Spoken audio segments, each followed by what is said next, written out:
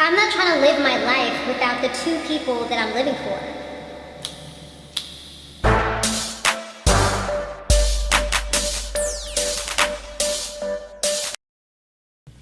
Hey, Samore Love Bugs, you have now tuned in to my Black Ink Crew recap. Guys, be sure to subscribe to this channel if you have not yet done so. Share this video wherever you like to share videos. Don't forget to give it that good old thumbs up, okay?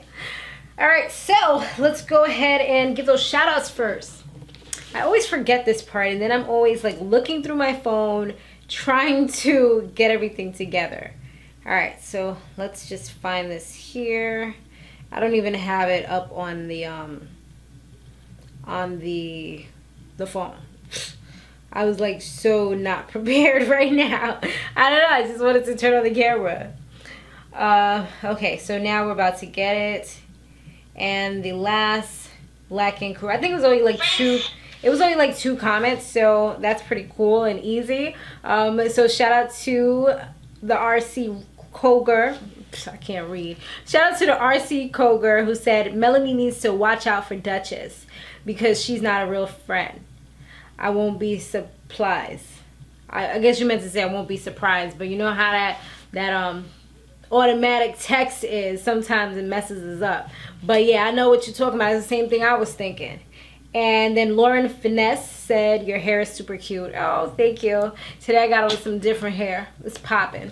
All right, so let's go ahead and talk about this particular episode. So Puma, like we all know, he almost got shot up last time. And now he has to speak to Quanie and let her know what happened, because he didn't even let her know what happened yet. But he wanted to do it like a man and do it in person, as opposed to getting, you know, sometimes people can get really carried away and just be really even more scared and nervous when they hear stuff like that via text message or over the telephone. In person is like the best way. So he comes in and he's just casually sits down next to her, and she's like, how was your day? And he's just like, well, you know, got shot up. The shop got somebody popped off 2 shots at the shop. It's like, wait, what you just said? It's like, it has to like replay in your head real quick. Like, did you just say he almost got shot up at the shop? So he tells it a story, you know, but he was just trying to say it so casually, like it was just like, oh, you know, like a walk in the park type of thing, because he didn't want her to get all upset and everything. And of course she was feeling worried and upset, and she had the same worries that he had, which is his daughter tends to be in there. She was just like, from now on, until further notice, until we find out who did this, we can't have Tamia in the shop. And I definitely agree with her.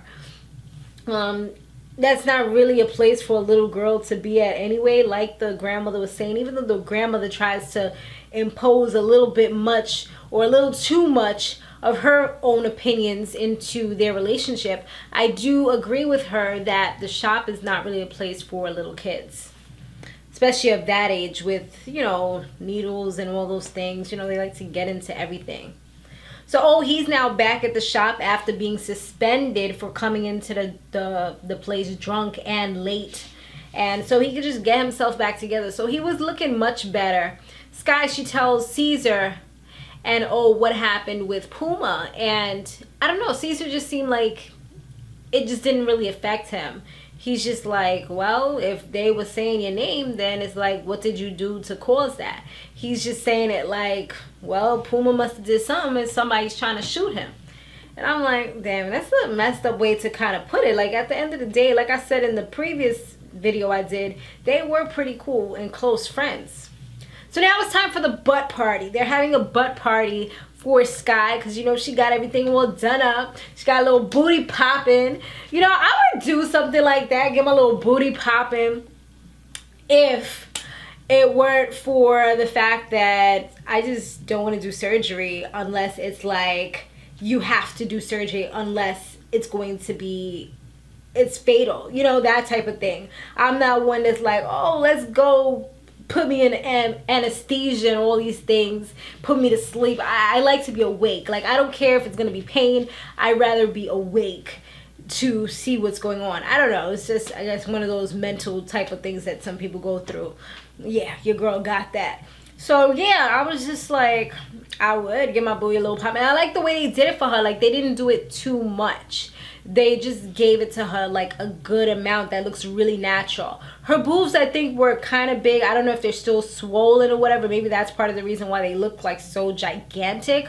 But I really like the way her butt looks. So they having this butt party and everything. And in walking through the door is Donna. And it's like, but wait, everybody looks at her like, why are you even here? Like, didn't you just have a fight with her like last week? And now you want to come up to her party? That's not a good look. But Walter's like, she would do something like that. She's like the butt whooping that, you know, they do it until, I forgot what he said, but he said something that was funny. You know, he's like a freaking jester. He always saying something hilarious, but I'm no comedian, so I don't be good at replaying people's jokes. It just sounds corny when I try to do it over. So one of the fellas that he was working with Puma, he quit. I forgot his name. But it looks like he might be joining forces with Ceasar now, because him and Ceasar go way back. And of course he needs a job now, so why not go get on the train and go to Black Ink Crew and see what's popping over there. So yeah, that might be his next move. But that's kind of messed up though. Like, that's like kicking a man while he's down type of thing. Sky, she was like that she is not giving this new body to Teddy because only new boos can get into this. And I'm like, girl, do what you gotta do. I don't blame you. He already had his chance. He done messed up. He could have had it and seen the transformation and got a chance to keep the transformation to himself, but he wanted to go ahead and mess it up with that little side chick that he had. So, oh well, Teddy, look from a distance.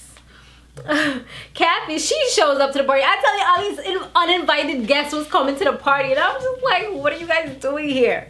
So she has the audacity to ask Ceasar, who already has his own issues with child support. She asked him if he could serve, the papers. And he's like, nah, I can't do that. But what he does offer to do is to make sure that does what he got to do, and if necessary, he'll be the one to dock his paycheck and make sure that she gets it. He's gonna really like be on him because he knows that this is going to kind of like push him over that ledge that he's standing on right now. As we saw, he already fell off, so they're trying to keep him back on. You know, he's actually, I think that Ceasar has the ability to be a good friend, but once he thinks that you betrayed him in any type of way, it's like you become enemy number one to him. Like, you couldn't even walk past him without him having that look of disgust, you know, that type of thing. So he just really wants him to avoid the courts at all costs. So it looks like he kind of got her to calm down a little bit and told her that they can have a mediation later on. Donna and Sky, they have a little chat, but it ends up being kind of more so sarcastic, because after all is said and done, like, Sky really wasn't really feeling the whole thing, but she wanted to keep her vibe good, but she wants her money, because that's what the whole thing is about. And Donna is like determined not to pay her any money. So she's just like, you know what, it's all good, whatever, but I still want to fight you because you had me in a headlock, and I don't think that was fair. So Donna, they was like, you know, making little jokes and being sarcastic, but Donna did feel some type of way about her comments as she was walking away. Like, you still want to fight me after all that? Like, I thought we was going to a better place. I thought we was getting back cool. Like, we talking about we friends and we love each other and this and that, and you still talking about you want to fight me, you want a rematch?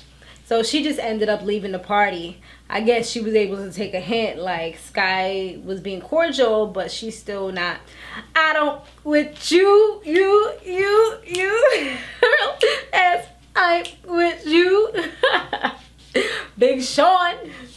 Does he have any new music? I love me some Big Sean. Like, his raps be on point. Like, if you really listen to the words that he says, maybe not that particular song, but a lot of his other songs. And he talks a lot about the law of attraction, which I love.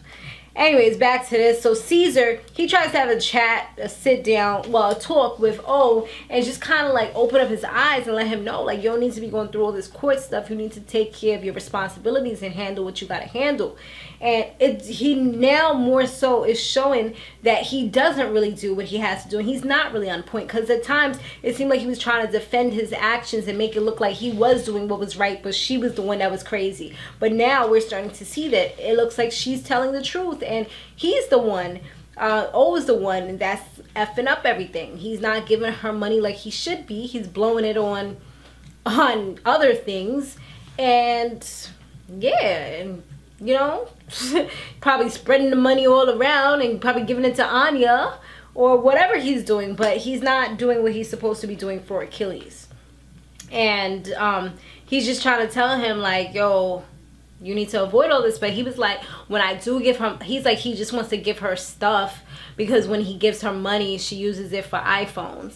I mean, he don't know if it was that particular money that she used for the iPhone. For people like that, you know, that's messed up, because that gives other people that are actually in need of the money or really are going to use it for the kids, it gives them like a bad name, or it makes the fathers be kind of skeptical of the actions, because they're like, oh, most women, they do this. But nah, it's not even like, I have a similar situation to her, so I was definitely feeling, you know, her. And I'm just like, the same thing where he tried to give like things ain't going to put food in a kid's mouth or anything like that. And I'm still having issues with that whole situation. So, you know, watching that, it's kind of it's like taking a hard pill to swallow, because it's like, wow, like I totally can relate to a lot of the things that she's saying, where she doesn't get any help from anybody, and it's hard doing it on your own and not having the other person that created the life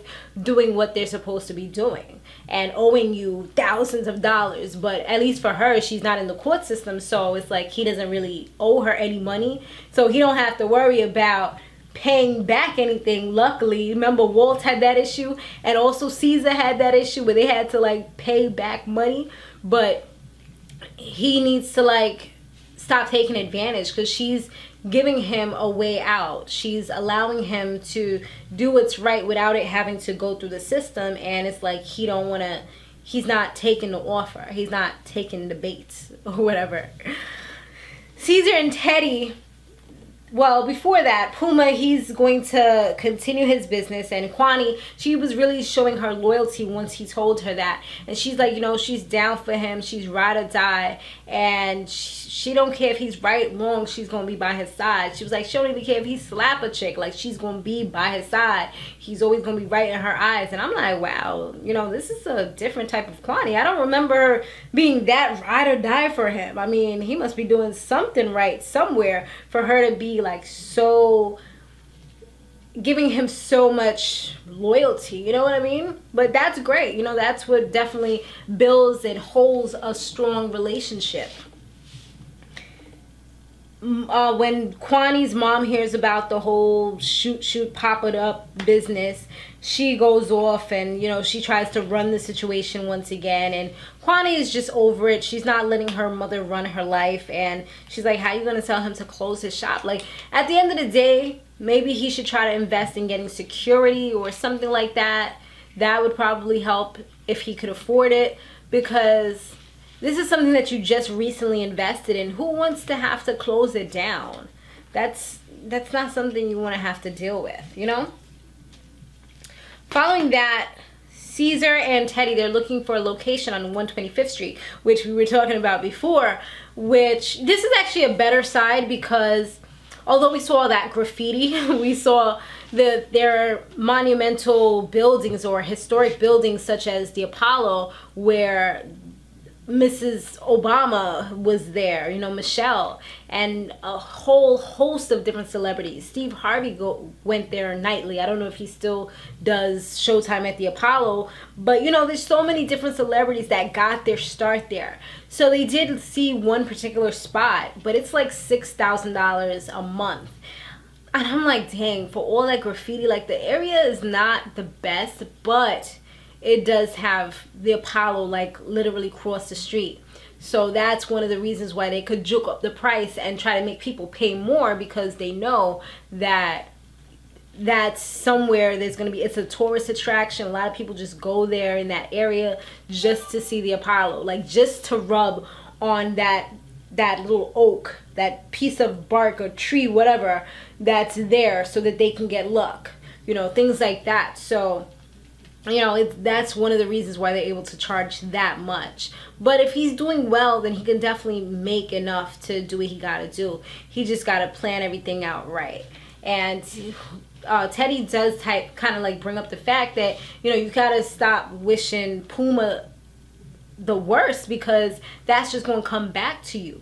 At the end of the day, y'all should have a sit down and just kind of talk about everything and just be like, yo, there's no beef, I'm not worried about you, you're not worried about me, and that's it, and squash it. And I think that Teddy's actually thinking very logical, and he has a good idea, because even O had said earlier, like, you know, even though you don't care about him right now, we grew up with him, that was our friend or whatever, he was here at the shop all the time, so you should kind of care about somebody's well-being. And he's just being hard-headed Ceasar. He didn't really want to hear it. He just feels like this dude is trying to take him down. He's his competition. Like, I feel like Puma's not even worried about him. Puma's just trying to do his own thing, like separate. He's not saying don't go to Black Ink, come to Art 124 or 125, whatever he calls it. He's not saying all that. So I don't know how he thinks just because he has a tattoo shop, he's trying to bring him down, because there's not that many black. See, this is why black people don't thrive a lot of times, because they always see it as competition when some other black person, instead of joining forces. And I mean they had their issues, but even in the day-to-day, like, a lot of things happen where they just don't come together as one and unite and just build each other up and just take over the world. Okay, I'm pushing it, I know, but I'm just saying, you know, like, I feel like Hispanic people, they really, like, a lot of times they stick together. Haitians, they stick together, like, but I feel like African Americans at times, they're just trying to compete with each other, and that's the problem why a lot of them are not as successful, or be one that's successful and the rest of them are like trying to grab and get up there. I don't know, that's just my thought. Y'all probably will dislike because I said that, but at the end of the day, think about it. It makes sense. Kathy, O, and Ceasar, they have their little sit-down talk. And, oh, he just seemed like he was just not in tune. Like, he didn't want to hear it. Ceasar was the one that was basically talking for him. And I'm just like, oh, this is for your own personal benefit. You need to take heed of what's going on and just pay attention and talk and just let this girl know that you're actually interested in the things that she's saying and that you're going to do better. But eventually he's like, you're gonna see a difference, it's gonna be better. And that's pretty much all he said. It's like I guess he wants to show instead of saying it. I guess that's hopefully what he's trying to say or do or accomplish by him acting so freaking standoffish and then playing with his phone. Like, that would have pissed me off. I'm trying to have a real conversation with somebody and they're playing with their phone. Like, don't do that. That's so disrespectful. If I have a conversation with somebody, I expect them to look me right in the eyes, because that's what I always do, and that's what I teach my son to do.